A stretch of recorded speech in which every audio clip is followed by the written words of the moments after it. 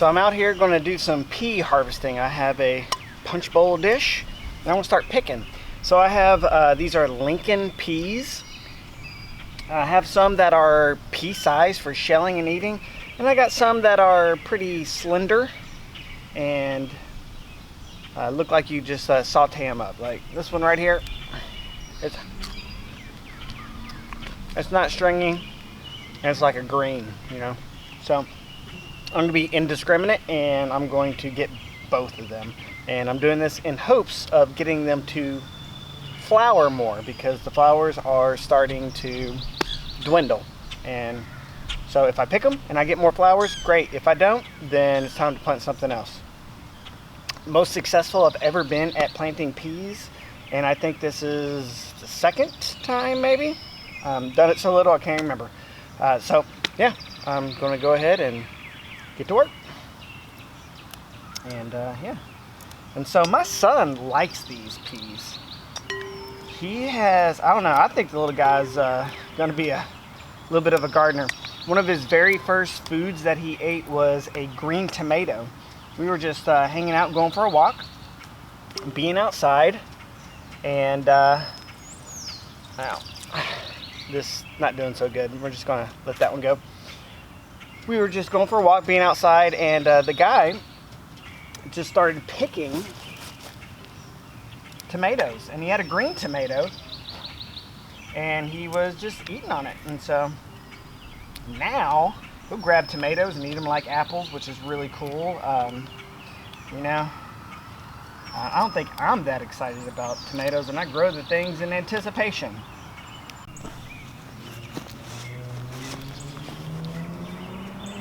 I think most people would agree that eating healthy is a good thing. Most people don't have the taste for healthy eating.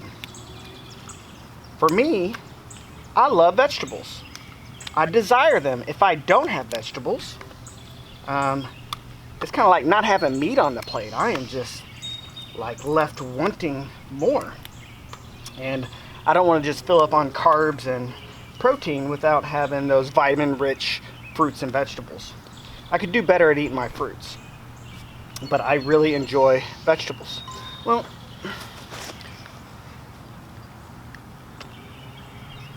if you want kids to crave healthy foods, you gotta feed them healthy foods.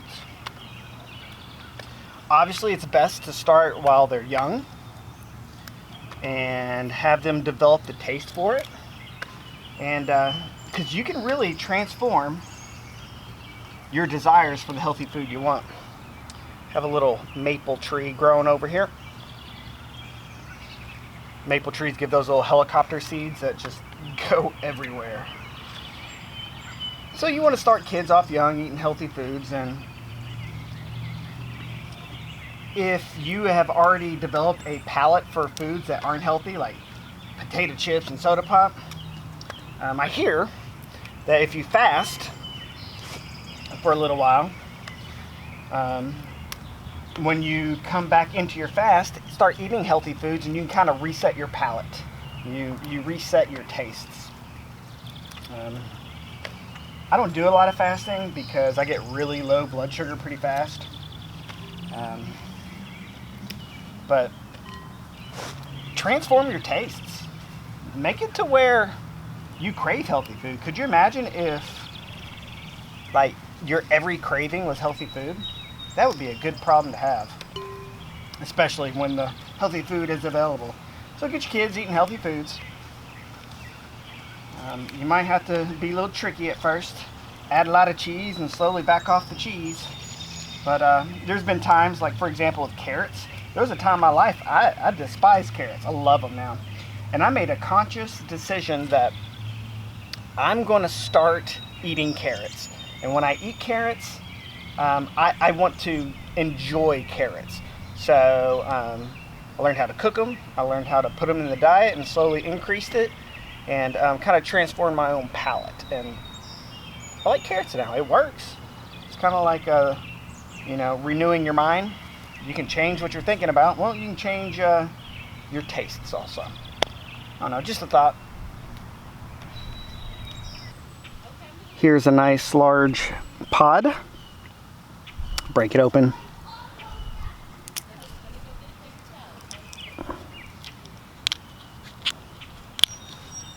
Look at that.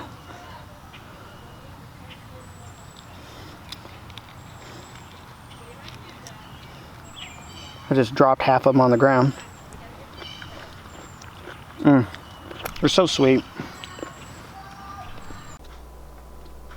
So a 45-foot row of garden peas spaced out 4 inches, well, it produces 1 gallon per harvest. And so I indiscriminately picked my peas. I didn't wait for them to be the right size. If they were on there as I was picking them, I was taking them off. And so I got 1 gallon. Here's the update on the green beans. They're the Homestead variety I got from Baker's Creek. So it's heirloom. Some of them are just now starting to grow the little leaders. At least that's what I'm calling them, leaders. Is that the right term? I don't know. And so they'll be trellising up really soon. Try not to keep it too shaky. That little fella right there in the middle isn't doing too sprightly. Some of them are just slow growers. That's going to happen. So I think I have one maybe that's like self-trellised. It's on up here a little bit. Got bugs eating some of these. I wonder what's eating these green beans. I don't see any like beetles flying around yet, but there's one that's growing up on its own. It's trellising up.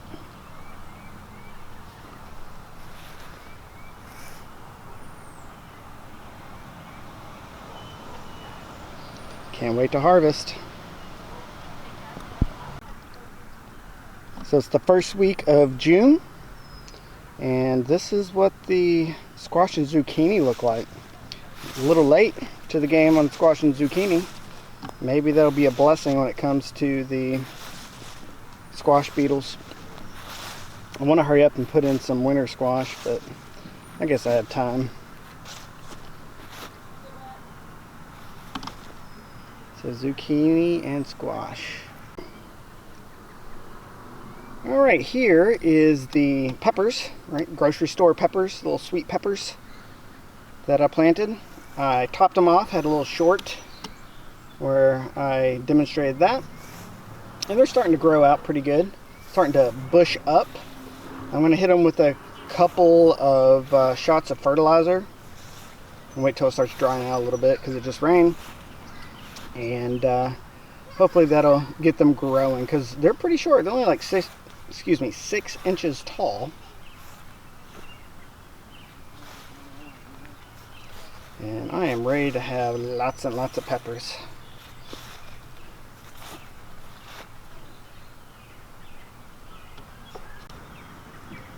So the tomatoes just now started to shoot up. I'm starting to get a lot of suckers, and I want to cut some of those off and plant them.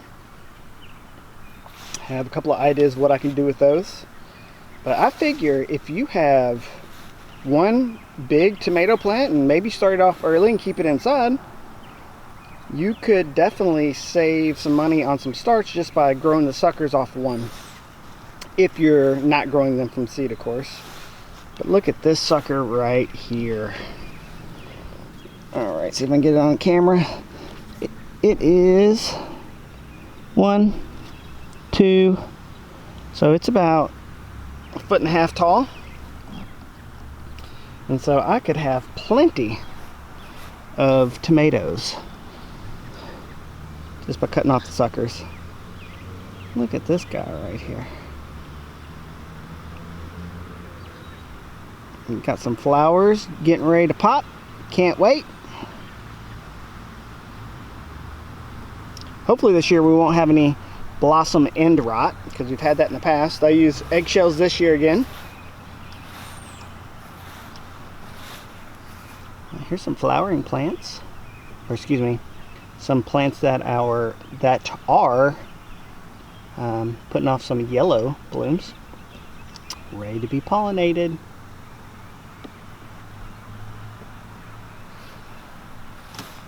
So they look pretty good. They need to start getting tied down. All right, that's a chore to do very soon. Depending on the weather, we'll see how it goes. But if they get too tall and not tied down to the fence, then they don't have to worry about storms. We don't want to worry about storms. Look at those tomatoes. Cannot wait. So the onions are taken off. We get breaks right here.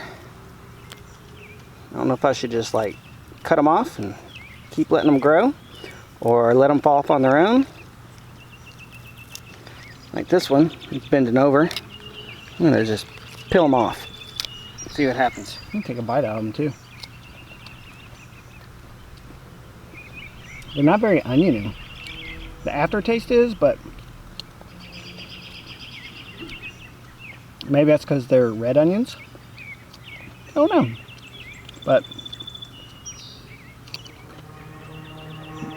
it'd be good for putting in a salad, maybe for some kids. Not very strong tasting. Maybe that'll change as time goes on. Here's my row of greens. These are the spinach. You see grass growing up between them. Need to get in there with like a spoon or something, because the action hose is not going to work well for that. Right here is the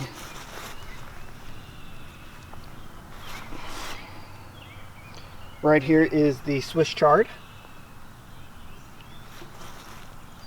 It's a rainbow variety, so it's got different types in it. And now we're here with the dinosaur kale. Second time I've tried to plant them, and I'm not getting anything out of them. So I got to figure out something else to grow. Here's another one.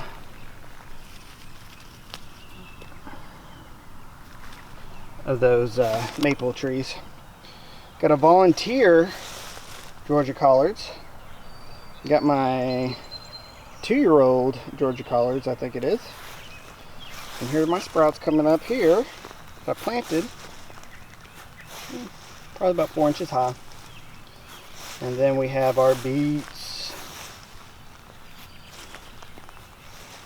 I usually get to this point and then my beets stop doing well. I'm not sure what I'm doing wrong, but try it again. Maybe I'll figure it out.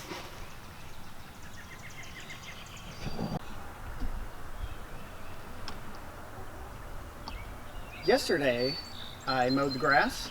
I took some clippings and put them in this raised bed. Hopefully, this will cause the raised bed not to dry out so quickly, because bare soil, just not good news. Maybe it'll also keep down any weeds that might start popping through. Anyway, they look like they're doing okay. We had a good rain, and you know, if they were in shock so bad that they weren't going to survive, I think I would have seen it by now, because it's been a couple of days.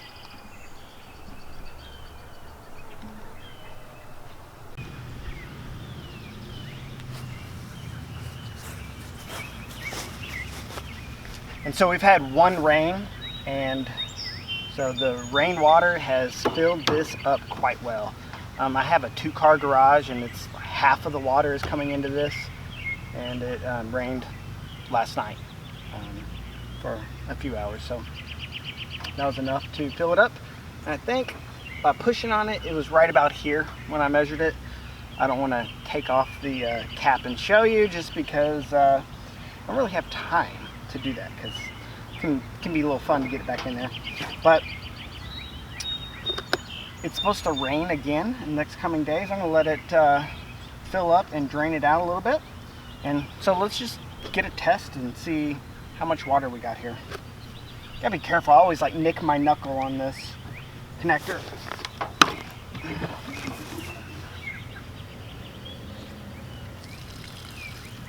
Very cold. It's great. One thing that I would like, that I struggle with, is water pressure.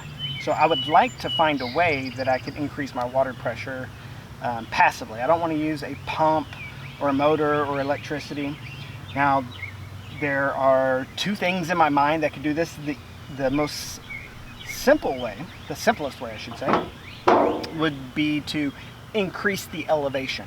And so if I increase the elevation, I'm going to have to be much more concerned about it being level and plumb, and building a structure or whatever it is that I use to make it sturdy, because water weighs a lot. It weighs a lot. And the second way would be just to have some kind of air pressure pump. I'm thinking of, like, you know how garden sprayers, you pump them up and then you spray the water out. I envision that there's some way that I could either have something I could pump the air pressure up top, or maybe something in line between the garden hose that I use. Because I take a garden hose, attach it right here, and then I plug it into some irrigation tubing that I got in one of the big box stores, and I lead that to my garden. And so the problem with that is towards the end of my lines, and so my garden rows are about 45-ish feet long, I start losing pressure. So the stuff at the beginning of the rows do quite well, but the stuff towards the end, not so well. So that's a problem that I need to solve. But the rainwater is filling up, looking good, and can't wait to get this irrigation system in. Close her up. All right.